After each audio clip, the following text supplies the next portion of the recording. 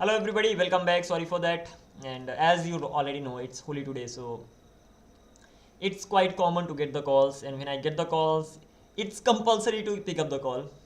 I mean, I hardly get the calls from the people, and especially if today I can't. It's the best time to just simply wish, like exchange the wishes and all, and that is why. Um, I had to just simply pick up the call. Let's simply go ahead and get started with the things. Exchange the wishes. And it's gonna be pretty much fantastic. Why? Because we are gonna be working on the explanation part. So we reached this far, and okay. So we were working on the using multer. So multer simply sets the destination, sets the file name. The file name gets saved. All these things are handled by the multer side. And at the end of the day, inside files uploads, you get the files in the request. This is really the most one of the most important things. Inside request.files you get all the files, and once you get the file, again express multer file, this is just the name. I like it. Yeah, it turns out I am facing the network issue, so hopefully it's gonna be all right. Okay, coming back to this. Yeah, so here from files contain the files not only contains the file path, rather it contains the original path, it contains the file path, it contains the name, it contains the type, it contains many more things. How will you know? Just log it and you will know it, and at the end of that I'm just simply returning it from here. So this is the only thing that's being done from here. And lastly I have this user controller, and inside this user control, not this one actually. And what does this sanitize? It is sanitize user is mainly used for removing the password. This is how it's just done. Close this, and then file upload, everything is done. So ultimately we have discussed everything inside the controller. Apart from this, we have DB. This is the Prisma configuration. I got it from Prisma website. It's pretty much simple. You can write it on your own as well. First of all, we need the adapter. Once we got the adapter, we can generate the Prisma client. Sorry, at night I had a rice for dinner, and now I'm suffering from sneeze. Never mind, it just keeps going on. Let's continue. So configuration is done, controllers are generated. Okay, let's not worry about this. We have helpers, we have middlewares. We have already talked about exactly what it does and all. This is the error middleware, and we have the routes. We have already gone through all of them. So this is the index route, and then it forwards to auth route, user route, and file route. Let me make them in small cases, just like this, so that it looks good. That's it, nothing else. You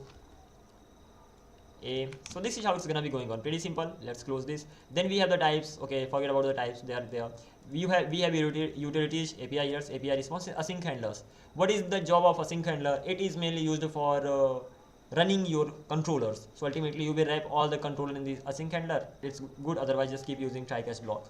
The main reason behind using async handler is that it already wraps everything. All async handler gets the responsibility of running your controller. In that case, if you get any error in the controller, async handler will just catch the error and just simply forward the error. You won't have to use try catch block over and over. If you have ever worked with backend, you know that you have to use try catch block whenever you make a request to the database. That simply means if you have many controllers, you have many try catch blocks, and the best way is that you create async handler that simply runs your controller, and if there is any error in the controller, it simply caches that and forwards it. That's it. We have validation related things. Inside this auth validation, we have this validation registry schema, because we are just simply registering. We could have one more, that is a login schema, but okay, let's not worry about that, because when logging in we are using passport.js, and that doesn't really require. Okay, so this much is done. So I have app.js, discussed it. Index.js. Okay, what are we doing over here? Really important thing. Okay, from app.js, or call it ts, of course we are using TypeScript over here. Let me close everything and discuss it in detail. So first of all, I have discussed about all these things in previous lives, just today itself, a few hours ago. Coming back to this one, from here I'm exporting app. Then where am I importing it? I'm importing it inside index.ts. What am I doing with this? After getting imported, it is being used over here. So before even that, I'm creating HTTP server. Why am I creating this? So that I can just pass this server in the WebSocket connection, and once WebSocket has this server, so WebSocket will be running on the same port. It's just as simple as that. So I hope it does make sense. By the way, you don't even need to create this. Why don't you need to create this? Even if you do it like this, like what? Even if you do it like this and this is gonna be perfectly fine. Not this. Sorry. Not this const server this. So even if you don't create the HTTP server separately, rather you get the server directly by Hello, check, am I audible? Yeah, I am audible, and I think network connectivity is gonna be great. Coming back to this, so I was just simply saying that you can go with this way as well, or you can create a proper HTTP server that gets that. So for creating the, either you get the server directly like this, or you call http.create server, and you just pass your app here, and the HTTP server is created. And at the end of the day, you will be passing your HTTP server here. When you pass your HTTP server here, so ultimately you are gonna be creating a server connection, socket connection, and for creating the socket connection, it's pretty much easy peasy. IO.in. One more thing, in the next version somewhere we will be using a WebSocket as well directly. For now, let's simply go ahead like this only. Yeah, I mean, using socket.io is easy. We can definitely use a WebSocket as well.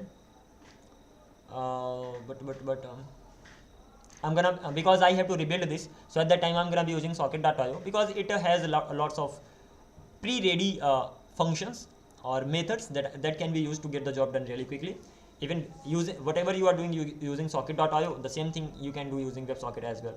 Coming back to this one, create a socket function. This gets triggered whenever once the server is created. And inside this, what am I doing? Inside this is pretty simple. First of all, I have the meetings. Meetings in the sense that's gonna be ID of the meeting, and that's gonna be value for that. So this is the key, this is the value, this is the record. It's simply this is the type for any object, and it has the key and it has this value. Inside the value you have the host name and you have the participants. It's pretty much simple. Okay, so I think it should be making sense. Okay, I have the meeting, this is the ID of the meeting, this ID will have this value, and inside that particular meeting there should be a host and there should be participants. Participants can be more than one person, more than one people and all. So this is done, and this is the meeting, has the meetings types. This is just an object. Done. What happens over here? First of all, I create the socket connection. That's great. The origin is what? HTTP localhost 3000. This is the this is mainly for the course, because if you are actually giving it this much, this is more than enough. This creates the server connection. So why are we using this HTTP localhost? We are just simply saying that, bro, you are the socket connection and you will be getting the request from where? Localhost 3000. This is the this is the origin of the front end. Okay, so you will be getting the request from here, and those requests can be two types. Either you will be getting a get request, or you will be getting a post request. Getting a get request in the sense I will not be sending any data from the front end side when I emit it, and post request in the sense you will be getting some data as well. So this is how it simply goes. So this particular thing is done. After that, IO.connection. Whenever the connection is ready, let's start everything. Then what will happen? I will connect the main logic, the main socket and WebRTC job or thing or game actually starts from here. So far we have been discussing just about the authentication. The main socket related thing actually starts from here. So first of all, there's gonna be event where I will ask to connect. Okay, there's gonna be event where I will grant the permission. Okay, you are allowed to join the meeting. Then I will be sending the WebRTC signals. I will be sending the message, and if disconnection happens, disconnection in the sense, suppose user reloaded the page, user clicked on the leave meeting, user went to the another page, at that time the socket connection is going to be disconnected. Once the socket connection gets disconnected, then this particular event will be triggered, and at that time this particular callback inside that will be just running. As simple as that. I hope it makes sense. So this is the first thing. Again, what happens inside all of this, we will be talking about about them in detail, but overall you got it. Okay, these are the events for web video calling application. Okay, got it. Oh, so this much is done. This is the socket for the backend, and we will be going through it heavily. Going through it heavily in the sense, whenever we just start going with the flow. First of all, this happens, then this happens. At that time, we'll be back here, and we will start discussing about the flow and how the things actually take place over here. So this is the socket that will be used the most, and apart from this particular thing, we don't really need to worry about anything. So backend is almost done. The most important thing in backend, you are running this particular thing. First of all, you are creating the server. Again, it's up to you whether you create it or not, and you are running the file. Once the file is actually running, after that you are creating a socket connection. Even better, what will you do? You will create the socket, not this. First of all, server should be running, so you will run the server and then you will create the socket connection. So this way you can go ahead to, I mean, completely up to you. I mean, you are not gonna actually lose anything. Okay, we have this much. This should be fine. So let's simply close this, and let's simply let it be here. And once I have here, so all the socket connection events are gonna be here. That's okay. And now let's go to the front end side. That's it. Prisma. Again, how Prisma works, how you give it the model and all. you should be knowing it. If you don't know it, just go and know it. In Prisma, you now it can be a little hard to explain, because when it comes to Prisma, you will have to just first of all initialize Prisma, and if you actually want to know how this Prisma PostgreSQL works and all, so you can just simply go to prisma.io and let Prisma ORM, and you will get proper documentation of it. So if you actually go to the docs, so you will everything is actually described over here, how you have to just simply use it and all.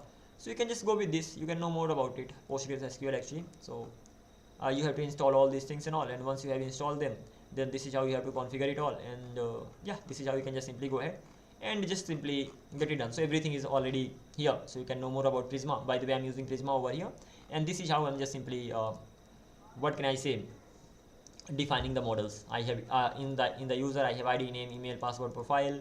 In the session I have ID, SID, data and experts. How do I know this? If you remembered, I am using session store provider. Okay, from that provider I got this schema. So that provider said that okay, you have to have these values, because when I'm creating the session I will have these many options inside for adding, and that is why I just simply added this. As simple as that. I did not think of it on my own, rather I'm using what I'm using inside app.ts. I'm using this QUIXO. So let me even show you, because if I just directly QUIXO let me search store or session store for Prisma PostgreSQL. Simple. If you search this much, you will be getting many stores. And which one am I using over here? I think I'm using this one, RABITHUA, whatever. Let's simply click on this, and I think so. Well, this is the another one, and I think I'm using different one. So over here this session is already specified that okay, this is the session that you can use, right? But there are 3 use but session is there, okay, never mind. But that's not the one that I'm actually using. So let me click on this. This is also not the one. So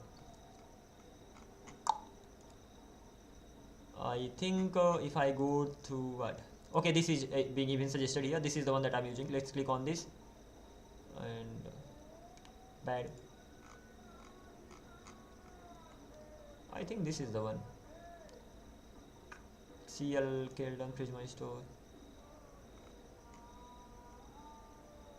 Prisma session store. I am here, and then over here there I mean everything's going to be explained over here. Yeah, this is the one that I'm actually using. So first of all, I'm getting the session store. Everything example is, the whole example is here. You can just simply copy and paste. And as for the schema, exactly where is the schema defined? So if you just go through it based on memory store, you will have to just dig deeper into it, and you will find that here it is, this schema. I just simply copied it from here, pasted it there, and that's it, the job got done. Okay, so most of the things you will get online directly, so you don't really need to worry about that. Coming back to this, because I have to explain it, so let's simply start explaining. And once everything is done, then I will just simply start working on this too. So close this, close this, close this. Once everything is done, it's time to move to the front end side. And don't blame me, I actually have a lot, and I'm tired right now. I'm tired of speaking actually. So we will actually explain the front end part tomorrow. Excuse me for that. If I keep speaking, it will be hard for me. I mean, if my health were good, I could have even spoken continuously. But the front end part, back end, we explained everything today. Front end we will be explaining tomorrow, and as explaining, I will be just getting everything's connected, and of course we have to build it again. So that should not really be a big problem. And what will happen at the end? So if I actually come here, I hope everything's connected. Coming back to this one, let me delete this as well. But happy to just describe the things too. Like if you are actually able to describe, I'm doing it for me, honestly. It's even if I'm describing it, I'm speaking continuously. That is just because it is going to improve me. So if it's possible for you, do that. don't do it because others are gonna watch you, or well, if somebody is watching me, that's of course that's in my favor and all. That's just an added advantage. But even if there's nobody watching me and I'm explaining the stuff, that is actually in my favor. I mean, I am getting benefited because of that. So you must do that too. And if you have explained something once, suppose this is the simple thing. Okay, this is what I follow, and then I will be just calling it here today. And what I'm saying, not this. If you are a developer, suppose I am learning something and I felt that something is difficult for me. If you have even found, you must have seen me doing this. So difficult. If something is difficult for me, I explain that. Khatam. Literally difficult. I hope the spelling is right. Okay, forget about the spelling of difficult. So if there's something difficult for me, I just simply explain it. I just simply come on YouTube, I go live, and then I start explaining the things from the beginning. By the way, this thing is not difficult, whatever I'm explaining. But if there's something really hard, still I come live, I go live, and I, with the help of AI, understand, and I start explaining. So this is the easier part, because you have code written in front of you, and you are just simply explaining it. Once you have explained it once, you will already get the overall idea. Once you got the overall idea, then if you start working on the project, it's gonna be easy, or at least it's gonna be easier. If it cannot be easy, then it can definitely be easier. So this is how I go ahead. Coming back to this particular thing, I have my backend. Okay, now I'm gonna be having my front end. On the front end side, I will be creating socket connection, socket.io client. I think that this is the name of that. Same will be happening on the backend as well. So I will be creating it here, socket.io connection. By the way, on the backend side, I have already created that. You must have seen that. Then I will be getting both of them connected. Once they are connected, now I'm gonna be sending the request from here to join the room, ask to join and all. And this is how it's gonna be just done. So how the whole things actually happen. And once I am joined, so first of all, I will get the socket connection ready. After that, what will happen? Once the socket connection is ready, user joining the meeting, then user will join the meeting. Okay, user joining the meeting, user will join the meeting or the room, call it anything. And once this is done, then the most important part come in, that is gonna be peer connection. So peer connection is gonna be established.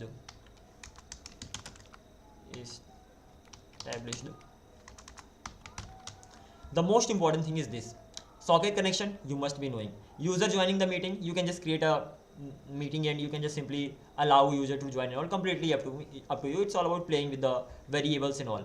The important stuff comes here. Peer connection established, like your user should direct how this peer connection is going to be happening. How will the user join the meeting and all? So, and of course user can join the meeting. How will this WebRTC connection will be established? Because once the WebRTC connection is established, your data or your streams can directly go to the other peer via streams, like via tracks.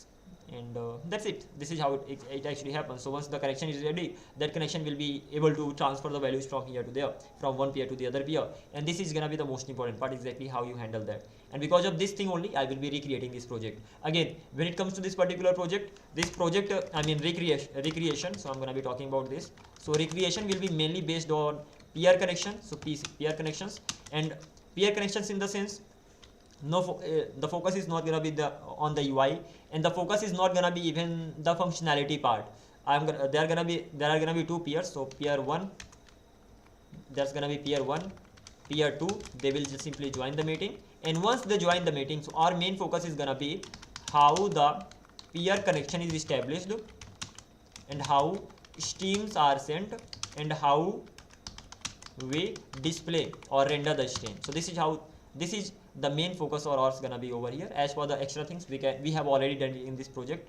So this is how the things are gonna be. As for these things, we are gonna be just going through each and everything tomorrow. As for right now, I'm just gonna be calling it here, and I'm gonna be just going through something else or the other. As I cannot speak, so I'm gonna be now learning. It's as simple as that. Alrighty then, take care. And I thought of actually covering it, but unfortunately it's not possible. So let's catch up tomorrow, and let's simply get the things done. And this is how it's gonna be going on. Bye bye, take care, and see you.